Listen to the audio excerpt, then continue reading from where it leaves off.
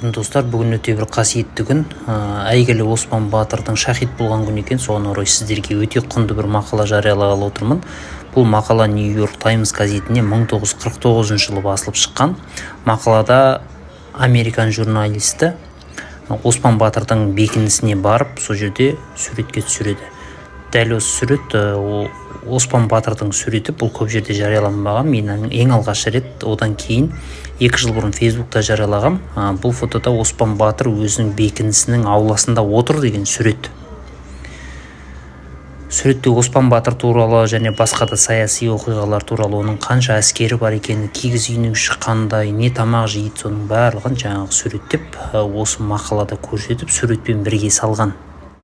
Келесі суретте Оспан Батырдың 5000 әскерінің ішіндегі біреуі деп көрсетілген, және ол адам қолына бүркіт ұстап отыр. Бұл да Оспан Батырдың жанындағы серік, жолдас болған батырларының біреусі екен.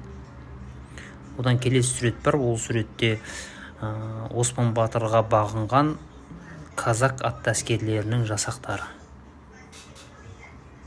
Достар, Қызық тарих каналына жазылып, YouTube парақшасына кіріп, видео көріңіздер. Сол жерде өте қызықты видеолар салатын боламын. Лайк басып және комментарий жазып отырыңыздар.